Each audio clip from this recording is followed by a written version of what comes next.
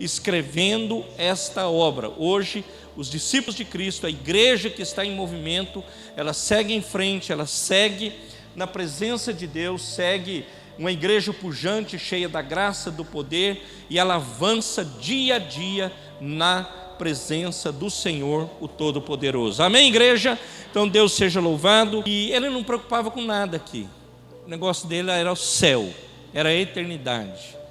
Nós não temos como discutir com Paulo, meus irmãos. Ele é um cara brutal no testemunho que ele deixa, a história que ele deixa, aquilo que ele é contado, a teologia que ele deixa para nós. Não há como nós discutirmos isso. Então, meus irmãos, Paulo ele vai falar sobre esse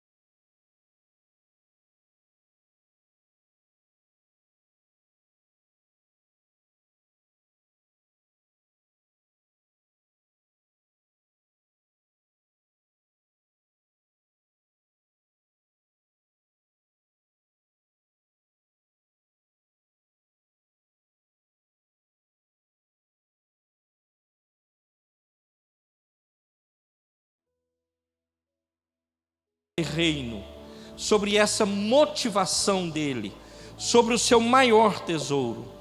Então, meus amados, Paulo, sem dúvida alguma, ele ensinou o que Jesus ensinou, que em Jesus foi trazido o reino de Deus. Jesus ensina isso. Se vocês olharem a história, é só ler, por exemplo, Mateus, você vai ver que o que eles aguardavam é um reino, meus irmãos, político. Eles aguardavam alguém assim, chegando e veio Cristo. Chegou o Cristo. Não é isso que os judeus esperavam, eles esperavam um Deus político, que ia resolver os problemas, as demandas dele ali. Mas Deus, ele trouxe através de Cristo um reino espiritual, e Paulo não deixou de falar isso, desse reino espiritual. Ele não deixou de falar dessa palavra, do reino que era espiritual, e ele sabia que isso criaria raízes naquelas vidas, naquelas pessoas que o ouviam nesse momento. Ele sabia disso, e ele continua pregando, e ele continua falando. Então, meus irmãos, eles procuravam um reino que não é o que Paulo ofereceu. Paulo poderia ter falado assim, algumas coisas para eles, ele falou, então tudo bem, continua aí. Não, meus irmãos, Paulo não, eu vou usar esse termo, não amoleceu hora alguma. Ele continuou firme, certeiro na palavra, dizendo, é assim, é assim. Então eu vou pular alguns versículos para encerrarmos hoje, mas eu quero fazer um comentário bem breve de uma porção que está aqui, do 11, que fala, meus irmãos, os detalhes. Então é 28:11, que fala dos detalhes. A palavra faz questão de deixar detalhado o que estava acontecendo. Então ele diz assim, passado 3 meses, lembra, né, do naufrágio, chegaram em Malta, ele vai cuidar do prefeito, de Públio, e ele vai lá. Depois ali, passado 3 meses, embarcaram em um navio que tinha passado, embarcamos em um navio que tinha passado o inverno na ilha. Então passou o inverno, a navegação abriu, eles iam seguir. Era um navio alexandrino que tinha por emblema os deuses gêmeos, Castor e Pollux, que eram deuses gregos, deuses da navegação. Esses eram os deuses que estavam estampados nesse navio, e é o navio que eles pegam para chegar lá em Roma. Vamos lá, aportaram em Siracusa e ficamos ali 3 dias. Dali partimos, chegamos a Régio no dia seguinte, soprando o vento sul.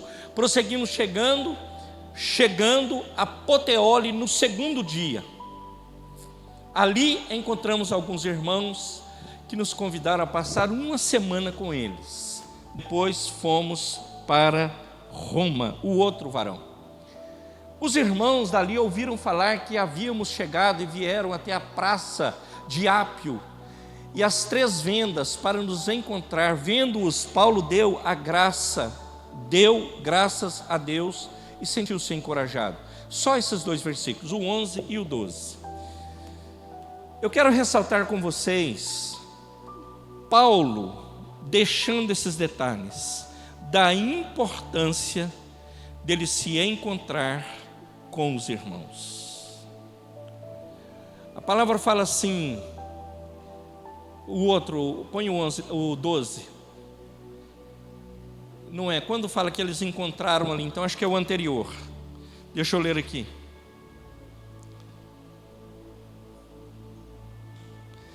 Vendo as 3 vendas no encontrar, vendo Paulo, quando chegamos a Roma, Paulo recebeu permissão para morar, não é esse aqui.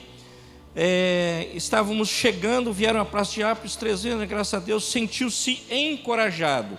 Quando ele encontra com os irmãos, fala 3 vendas, é um comércio que havia ali.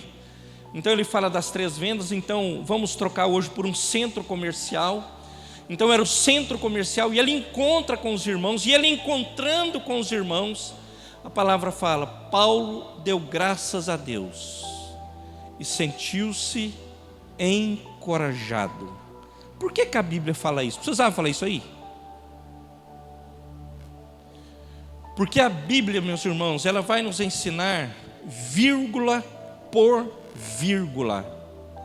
Então ele está ressaltando a importância dos irmãos, a importância da congregação, a importância de nós nos juntarmos, a importância de nós estarmos juntos com os irmãos. É isso que ele está dizendo.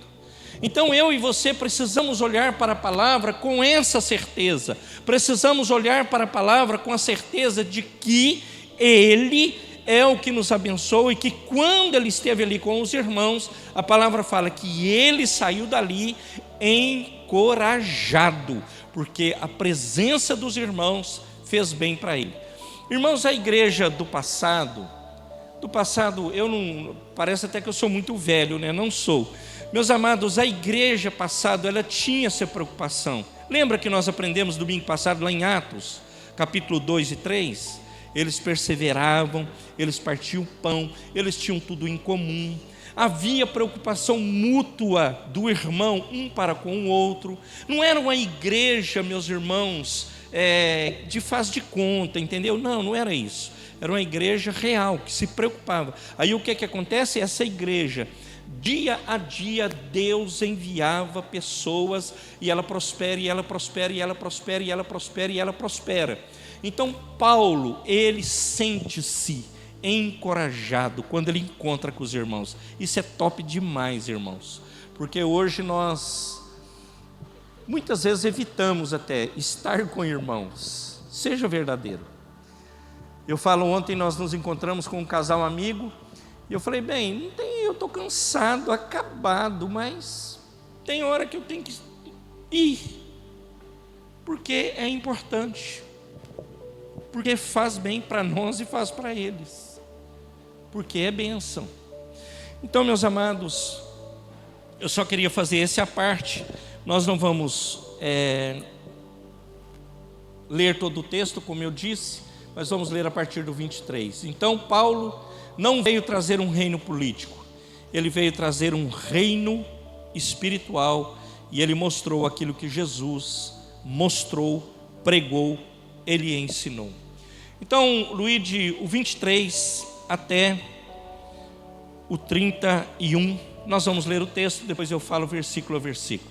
Assim, combinaram encontrar-se com Paulo em determinado dia, indo em grupo ainda mais numeroso ao lugar onde estavam desde a manhã até a tarde. Ele lhes deu a explicação,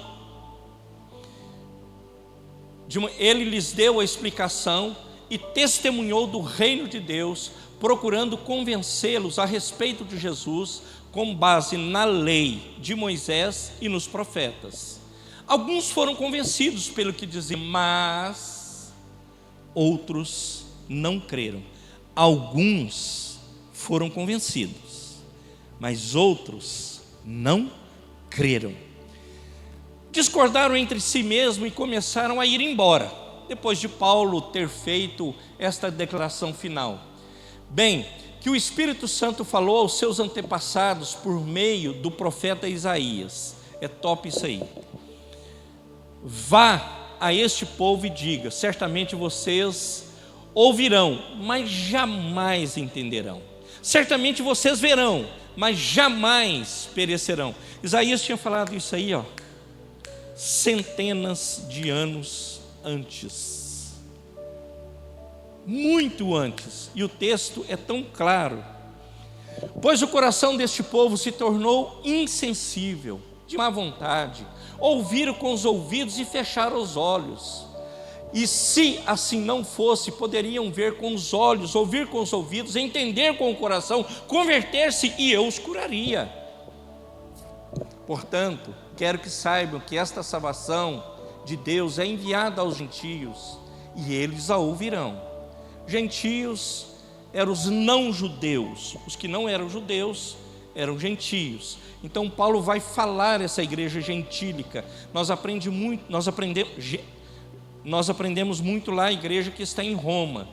Então ele fala muito dessa igreja gentílica, que não eram judeus. O próximo, Barão. Sumiu o 29 ali. Vai aqui no meu, Luiz. Apareceu. Depois de ele ter dito essas palavras, os judeus partiram em grande desacordo uns com os outros. Por quê? Porque os judeus não esperavam nada disso. Durante os 2 anos seguintes, Paulo morou em Roma às próprias custas, a todos que visitava, ele o recebia. Paulo era cortês, né, irmãos? Bem legal, para receber as pessoas. Proclamando corajosamente o reino de Deus e ensinando a respeito do Senhor Jesus Cristo, sem restrição alguma. Amém, igreja? Então, meus amados, Paulo, preso, nós aprendemos lá em Filipenses, ele conseguiu pregar o Evangelho. Meus irmãos, dá-nos a impressão que nós precisamos de muitas coisas para pregar o Evangelho. Então nós falamos aqui, o que nós temos a nosso favor? Paulo, meus irmãos, não conhecia nada do que nós conhecemos hoje, a história que nós conhecemos hoje, nada, ele não tinha nada disso. Então isso está a nosso favor, e ele estava preso, e preso, ele prega o Evangelho. Irmãos, ele prega numa masmorra, ele prega o Evangelho, ele não para de pregar, ele continua a pregar, e Paulo tinha, a convicção dele era que ele iria até o fim. Então ele testemunha dessa esperança messiânica de Jesus. Então ele fala desse Jesus, ele fala do retorno de Cristo, ele fala, meus irmãos, no Messias que viria e que era conquistador. Ele prega Jesus, ele ensina Jesus, ele fala de Jesus. Coloca o versículo 24, por favor, Luíde. Então, meus irmãos, ali ele fala, alguns foram convencidos pelo que ele dizia, mas outros não creram. Interessante isso aí, né? Será que é só no tempo de Paulo que acontecia isso? Alguns foram convencidos pelo que ele dizia, mas outros não creram. Irmãos, é a mesma coisa até hoje. Uns creem, outros não creem. Uns ouvem o Evangelho, reconhecem o Evangelho, se dobra diante do Evangelho, e outros não creem no Evangelho. Então, meus amados, essa é a experiência de todo e qualquer evangelista. Eu vou usar esse termo, todo e qualquer evangelista vai passar por isso. Alguns vão crer, outros não vão crer. Alguns dos seus familiares crerão, outros não crerão. Alguns se converterão, outros não se converterão. Alguns terão esse privilégio de ver essa glória maravilhosa do Eterno, e outros não. Então, meu amado, nós somos livres para isso, mas nós não podemos, eu acredito, é isso que eu penso que seja o grande trunfo de Paulo. Ele não desanimou porque as pessoas não creram. Ele continuou pregando, ele continuou insistindo, ele continuou anunciando, ele continuou dizendo: há um Cristo que salva, há um Cristo que abençoa, há um Cristo que transforma, e ele virá e vai nos buscar um dia, e ele vai vir e ele vai nos buscar, e ele continua pregando, e ele continua pregando, e ele continua pregando. O 25, Luíde, e ele fala assim: discordaram entre si mesmo e começaram a ir embora. Discordou, eu estou pregando, estou ensinando. Discordaram, e uns levantaram e foram embora. Depois de Paulo ter feito esta declaração: bem que o Espírito Santo falou aos seus antepassados por meio do profeta Isaías. Então, meu amado, lá em Isaías, no versículo 6, no capítulo 6, o verso 9 e 10, ele vai dizer isso. Pode ir lá, por favor, Luíde. Isaías 6, 9 e 10. Então, meus amados, eles utilizavam isso. Eu fui depois observar. Esse texto é muito usado nas Escrituras. Ele é usado lá em Romanos 11, 8, em João 12, 39 e 40. E ele é frequente no Novo Testamento. Esse texto de Isaías, ele disse: vai e diga a esse povo, escutem com atenção, mas nunca entendam. Observem, nunca entendam, observem bem, mas jamais percebam. Aí ele fala assim no 10: torne insensível o coração deste povo, torne surdos os seus ouvidos e feche os seus olhos, que eles não vejam com os olhos, nem ouçam com os ouvidos, e não entendam com o coração, para que não se convertam e sejam curados. Hoje nós aprendemos, meus irmãos, lá nas pragas do Êxodo, quem que endureceu o coração de Faraó? Foi Deus. A gente fala: mas essas praga, até praga já é um nome ruim, né? Praga, já não é legal. Mas Deus endureceu o coração de Faraó. Deus permitiu a aprovação do povo. Deus permitiu que eles passassem por aquilo. Então, meus amados, Paulo, ele reconhece a autoria, ele reconhece que o que Isaías está falando faz parte da palavra de Deus, faz parte daquilo que ele está pregando. Então, e isso, meus irmãos, ele traz, e dizendo assim: olha, para eles, né, para essa igreja que não estava crendo, os caras estavam indo embora. Fala: rapaz, eu estou pregando o que está no Velho Testamento, eu estou pregando a palavra, o que está acontecendo com vocês? Está aqui o texto de Isaías, eu vou ler para vocês. E ele cita Isaías para os caras. E os caras vão embora. Volta lá em Atos, por favor, Luiz. Eu não sei qual que a gente estava. Possivelmente no 26. Aí, meus irmãos, ele fala assim: bem, que o Espírito Santo falou aos seus antepassados por meio do profeta Isaías. O 26. Vá a esse povo e diga: certamente vocês ouvirão, mas jamais entenderão. Certamente vocês verão, mas jamais perceberão. O próximo: pois o coração deste povo se tornou insensível, de má vontade, ouviram com os ouvidos, fecharam os olhos. Se assim não fosse, poderem ver com os olhos, ouvir com os ouvidos, entender com o coração, converter-se, e eu os curaria. Converter-se, e eu os curaria. Então, meus amados, um povo que endureceu o coração.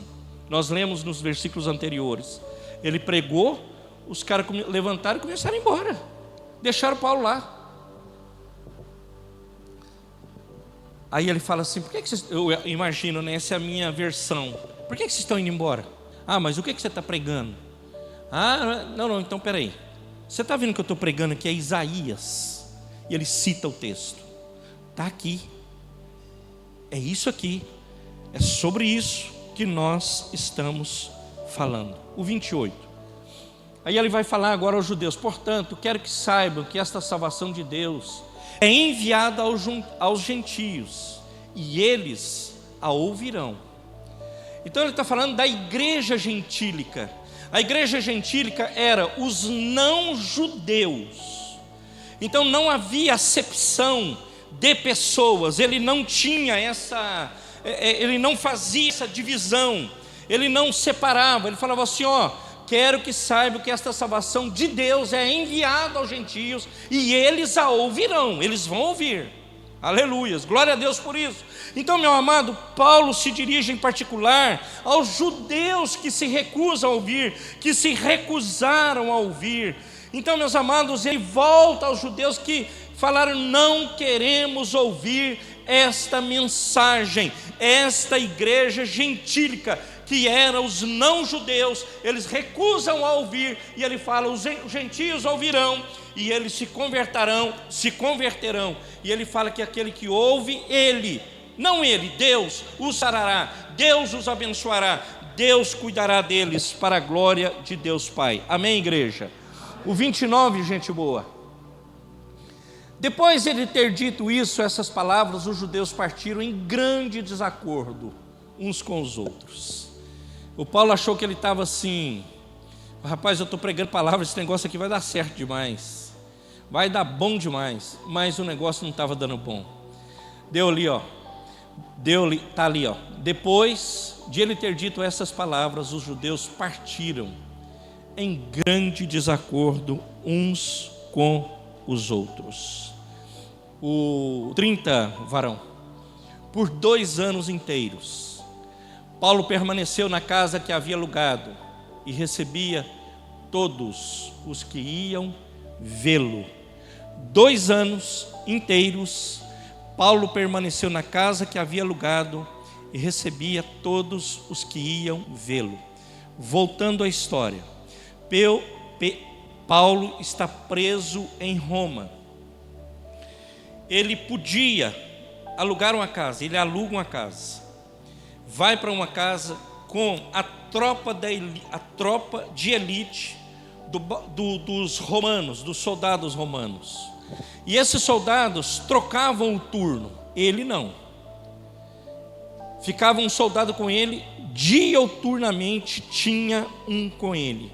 E ele veio ministrando a essas pessoas, todos os que iam à casa dele, a casa que ele alugou, ele falava de Jesus. Então, meus amados, foi nesse período que nós já falamos sobre Filipenses, que ele escreve 4 cartas do Novo Testamento. Olha que top, Augusto. Em 2 anos, ele escreve basicamente a teologia do Novo Testamento, e escreve 4 cartas. Que uma que nós já estudamos aqui, que é Filipenses, Colossenses, Efésios e Filemão. 2 anos presos, 4 cartas escritas. Um homem preso, vigiado por um soldado romano. O cara era brutal e ele faz isso. Então, meus amados, esse homem, nesses 2 anos, ele foi um evangelista eficaz. Ele não ficou olhando para a prisão, ele não ficou olhando para a sua perseguição, ele não ficou olhando para aquilo que ele não tinha, ele não ficou olhando para o recurso que ele não tinha, ele olhou para Jesus, ele olhou para o Senhor, o autor e o consumador da sua fé, ele não olhou. Então, meus amados, e ele fala lá em Filipenses 1:2, ele fala assim: as prisões, nós lemos, estudamos aqui, elas contribuíram para o progresso do Evangelho, louvado seja o nome do Senhor. Hoje, meus irmãos, falamos hoje pela manhã, As pessoas estão preocupadas com o seu bem-estar. Como eu vou me dar bem nessa terra? Tire o seu olho da terra e olhe para Jesus, o Todo-Poderoso. Tire o seu olho dessas coisas terrenas e olhe para Cristo, o autor e o consumador da nossa fé, o que cuida de nós e que nos abençoa todos os dias. Louvado seja o nome do Senhor por isso. Igreja do Irã, para quem não estava na IBD hoje, a igreja que mais cresce no mundo é a do Irã, e a igreja mais perseguida do mundo é a do Irã. Como você explica isso? As pessoas, meus irmãos, morrem por Jesus. Eles não estão preocupados se vai ter guerra, se não vai ter guerra, o que vai acontecer. Eles morrem por Jesus. Jesus é o alvo, Jesus é o que dá eloquência à igreja, Jesus é a nossa maior motivação, Jesus é o nosso maior tesouro, Ele deve ser o que cuida de nós, e nós devemos entender isso em nome de Jesus. Então, meus amados, Paulo foi esse cara tão maravilhoso que declara isso. Tudo isso está contribuindo para que o evangelho seja pregado, e toda a guarda pretoriana se converte, porque ele pregou a todos. Nós passamos, meus irmãos, anos, meses, dias, às vezes não proclamamos Jesus em lugar nenhum, não falamos para ninguém, não falamos. Nossa vida vai passando, vamos envelhecendo, e nós não falamos. Paulo não. Ele falou. E logo mais, essa história vai continuar depois. Meus irmãos, Paulo, a partir daqui, ele é martirizado e morto, como quase todos os discípulos, de forma cruel. Mas Paulo continua pregando o evangelho e ensinando de Jesus Cristo. Então, meu amado, por 2 anos inteiros, Paulo permaneceu na casa que havia alugado e recebia todos os que iam vê-lo. Então, meu querido, minha querida, como isso é maravilhoso. Ontem eu escutei um testemunho. A nossa escola, nós nunca entendemos que, por exemplo, aquela sala que tem ali é para as crianças passarem o tempo lá. Ainda que seja um momento lúdico, eles aprendem lá alguma coisa. Nunca entendemos que lá é para ficar desenhando e não sei o quê. Uma igreja de Campinas, conhecida de alguns nossos, os meninos na sala de aula, o culto demorou lá. Demorou bastante. Demorou bastante, os professores, bastante crianças, 100 crianças, talvez, uma igreja grande.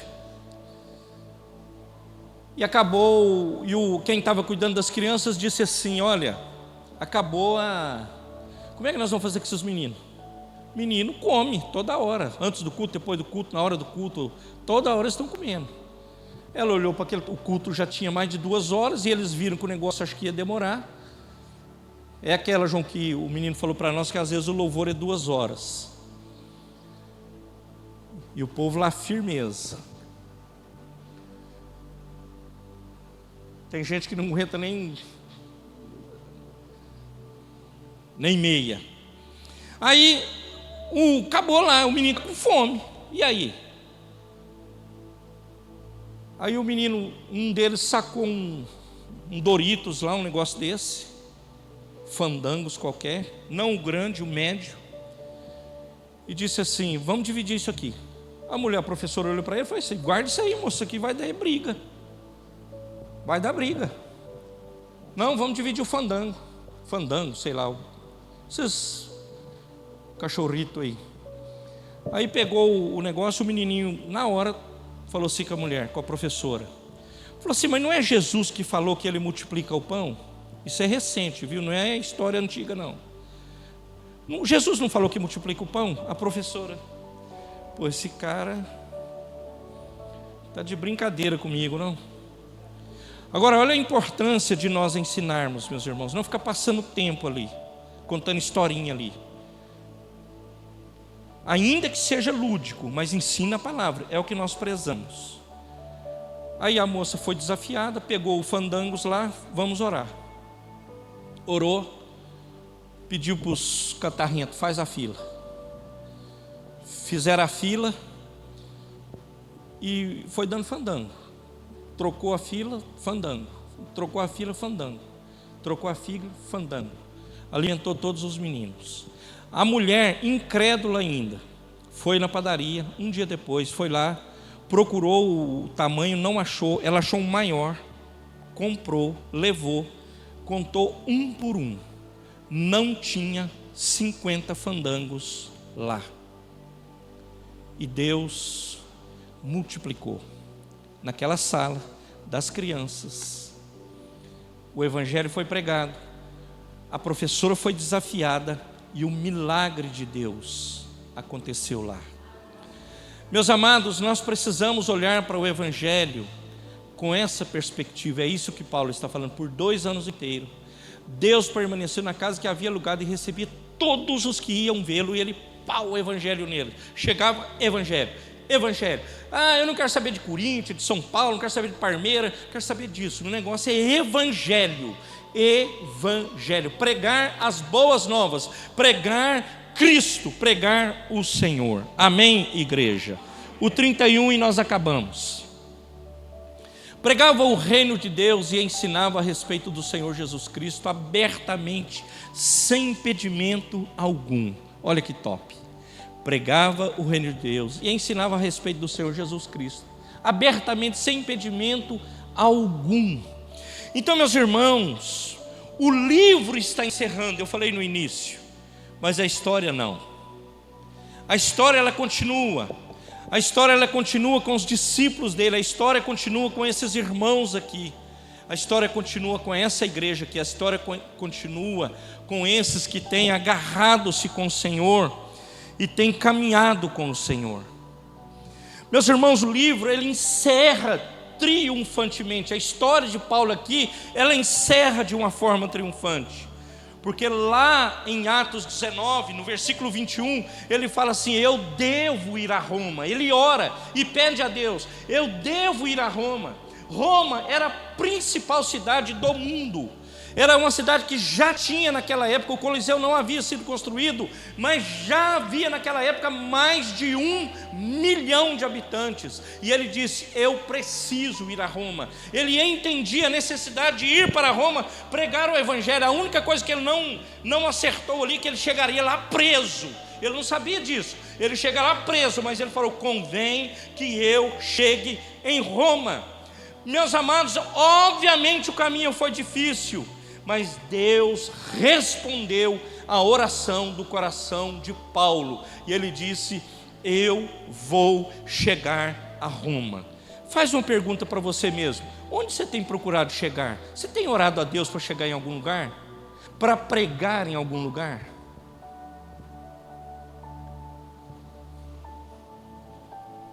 Ou não? Através de Paulo, meus irmãos, o evangelho chegou ao centro do mundo, a cidade mais importante da época. Um homem preso, servo de Deus, faz tudo isso. Dali, ela se espalha para o mundo e alcança nós, e nos alcança até os dias de hoje. Louvado seja a Deus por isso. Amém, igreja? Agora, você olha para o livro, você não vê conclusão. Não tem conclusão ali. Onde está a história de Paulo? O que aconteceu com ele aqui em Atos? Não conclui. Não fala sobre o destino de Paulo, não fala sobre o destino da igreja, não fala sobre os novos convertidos, não fala das igrejas plantadas, não fala, não está concluindo, irmãos. Alguns pensadores, eles dizem que Lucas, que é o que escreve Atos, ele meio que dá uma pausa e para e diz assim: vai acontecer mais alguma coisa e eu vou escrever depois. E ele para. Alguns pensam que era para terminar assim mesmo. Então, meus amados, mas não conclui. Agora, meus irmãos, o fato é que Deus continua a agir, que Deus continua a abençoar, que Deus continua a capacitar o seu povo para que o evangelho seja pregado em todo o mundo. Então, meus amados, a história da igreja é movida pela graça de Deus, não é por nós, é a graça. A história da igreja ela é contada dessa forma, é a graça de Deus que nos alcançou. Meus irmãos, como Deus, Ele é maravilhoso. E aqui, meus irmãos, isso possa ser uma motivação para o nosso coração. Jesus é o nosso tesouro, o mais precioso. Jesus é a mensagem que nós devemos ter em nossos lábios e levar às outras pessoas. Nosso maior tesouro, nossa maior motivação deve ser Jesus. Jesus deve ser proclamado a tempo e a fora de tempo. Nós não sabemos, meus irmãos, o que é que vai acontecer. Nós não sabemos se a igreja, nossa igreja, a igreja brasileira, ela vai continuar dessa forma, ela vai continuar do jeito que está, ou se haverá perseguição, ou se fecharão igrejas, fecharão templos, se haverá perseguição ou não, se não permitirão que você venha mais para a igreja, que você, hoje se você falar na rede social alguma coisa relacionada à igreja, você é cancelado. Algumas palavras que nós falarmos aqui é que nós não temos essas visualizações todas, mas palavras que a gente fala aqui, o YouTube ele já pega a palavra e ele corta, ele derruba, ele não deixa, porque não permite.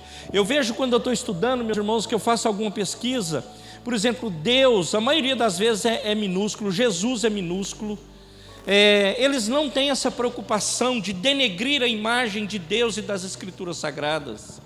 Então nós não sabemos como será o futuro da igreja. O que eu sei é que nós devemos, a despeito das circunstâncias, continuar pregando Jesus, como Paulo continuou a pregar. Agora, você acha que qualquer um vai fazer isso? Não vai.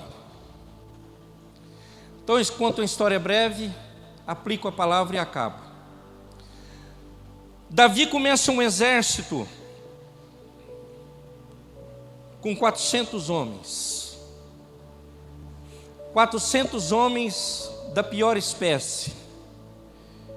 Viciados, preguiçosos, desempregados. As piores pessoas que tinha ali virou o exército de Davi. Davi pega esses homens, desses 400, ele treina esses 400. Viram homens que são transformados, mudados. Homens que começaram a andar segundo os preceitos de Deus. Homens que outrora era o lixo da sociedade. E eles são transformados. Dentre estes, são tirados os principais guerreiros do Davi. Eu quero ler esse texto e vou terminar. 2 Samuel 23, gente boa, por favor, e termino. Eu vou falar de 3 destes homens que foi escolhido e que lutaram com Davi. 2 Samuel 23. Eu quero ler a partir do versículo 8, Dr. Luigi. Estes são os nomes dos principais guerreiros de Davi. Olha que os nomes bons: Josebe, Bassebete, Taquimonita, chefe dos 3 guerreiros principais, em uma ocasião, com uma lança, enfrentou 800 homens em uma mesma batalha e os matou. Deixa aí. 800 homens, com uma lança, matou 800. Irmão, você acha que Deus, Ele está contando com desocupado? Com gente que não tem o que fazer, com gente que está por aí? Não é com essas, meus irmãos, que Deus conta. Irmãos, só lê as Escrituras. Esse era um dos guerreiros de Davi. Um cara matou 800 pessoas com uma lança. Eu te pergunto, quanto nós matamos na nossa história? Não é para você matar ninguém não, tá? Não vai sair pegando a lança e dando lançada aí no outro. Lancetada, né? Fica melhor. O 9, gente boa. Depois dele, Eleazar, o filho de Dodô, o Aoita, como um dos 3 principais guerreiros, esteve com Davi quando eles desafiaram os filisteus em Pas-damim para a batalha. Os israelitas recuaram. O 10.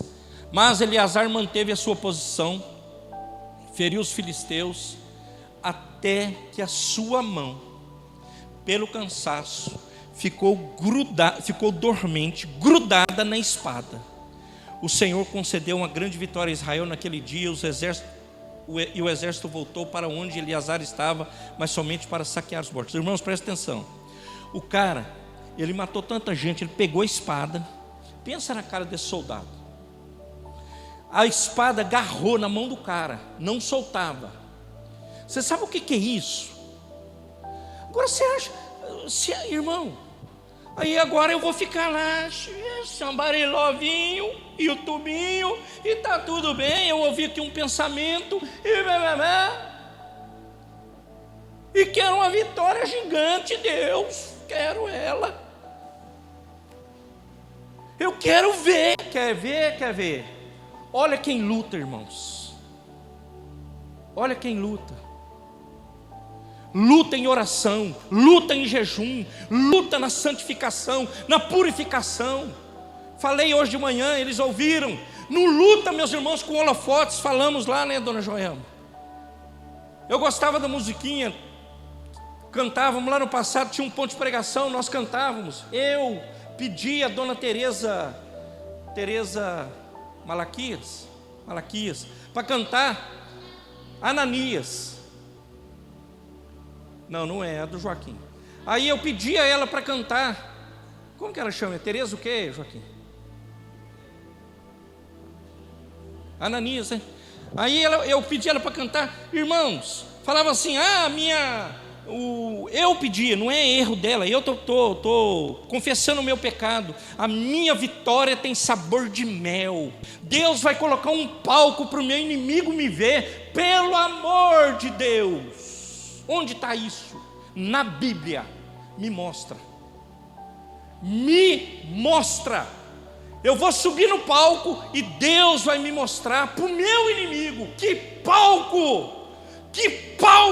Um Deus que morreu na cruz sangrando, e nós preocupados com palco, com holofote, com views, com sei lá que praga mais. Que isso? E o duro que eu gostava da musiquinha, abrindo o confessionário. Mas não existe isso, irmãos. Que palco!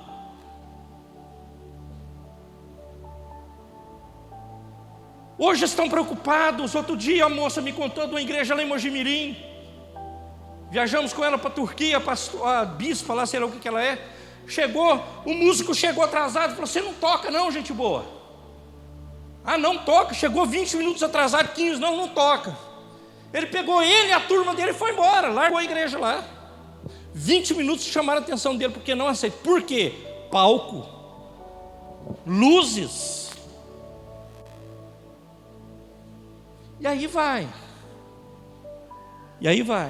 Agora, Eu não queria falar de todos, mas esse cara é brutal.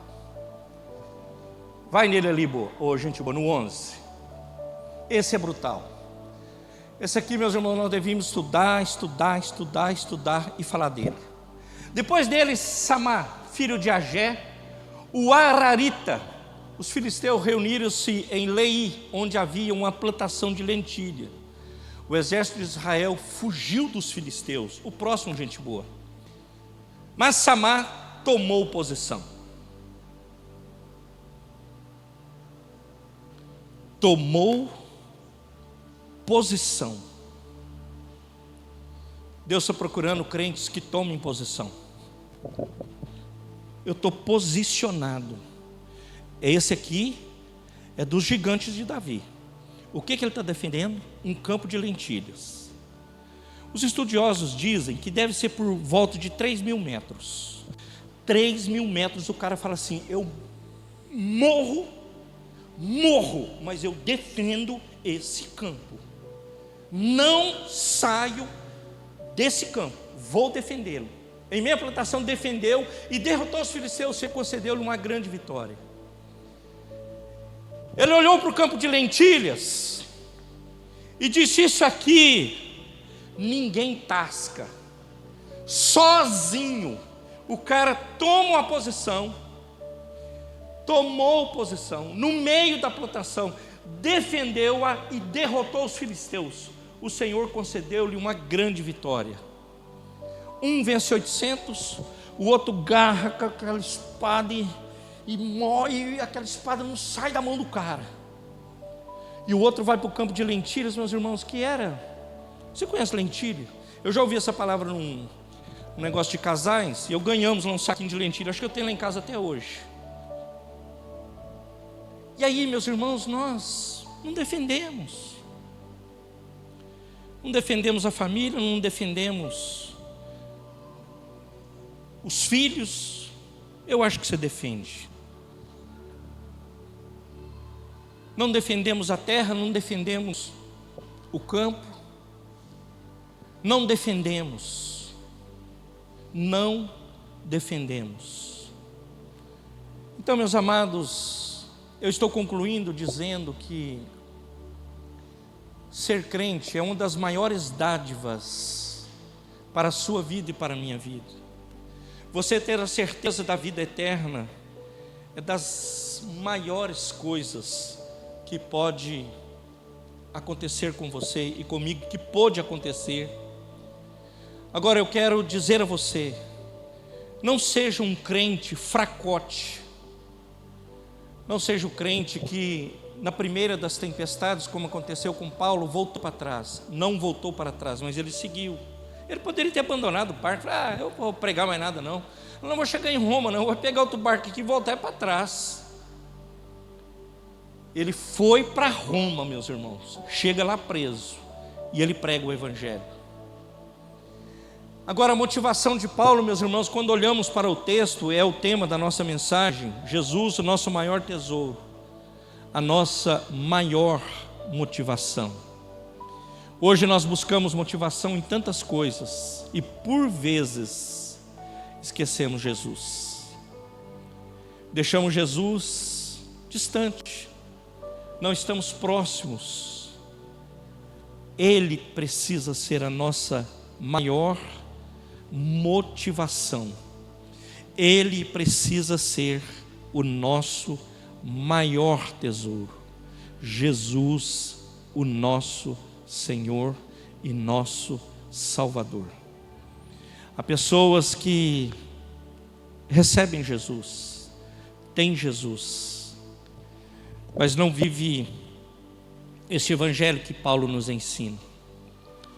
Não vive esse evangelho que Paulo está nos desafiando a dizer que vale a pena pregar ele.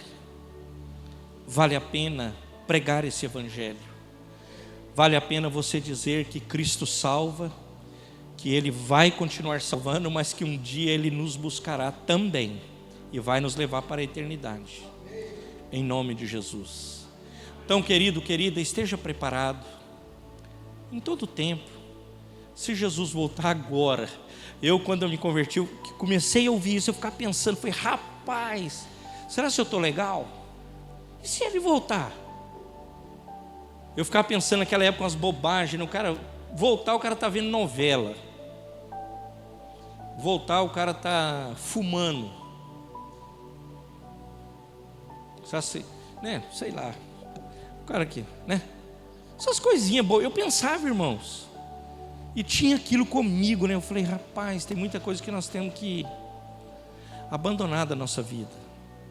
Seja um cristão consciente da graça de Deus. A graça de Deus te alcançou. A graça de Deus nos alcançou. A graça, meus irmãos, os pensadores, eles falam assim, a graça comum, ela alcançou a todos. Inclusive, meus irmãos, aqueles que estão lá, no mundo, nos botecos e agora. A graça comum alcançou a todos. E vou dizer uma coisa, o Senhor, se Ele deixar a mão, meus irmãos, e deixar o negócio seguir, você já pensou se Deus solta a humanidade hoje? Solta e fala assim, vai, do jeito que vocês quiserem. Rapaz, vai ser complicado. Que Deus tenha misericórdia de nós. Que Deus nos abençoe. E que Deus nos ajude a fazer aquilo que precisa ser feito, fazer com coragem, fazer com sabedoria, fazer sabendo que nós estamos cumprindo o propósito e os desígnios de Deus, em nome de Jesus. Amém, igreja? Vamos nos colocar de pé, vamos orar, em nome de Jesus. Jesus,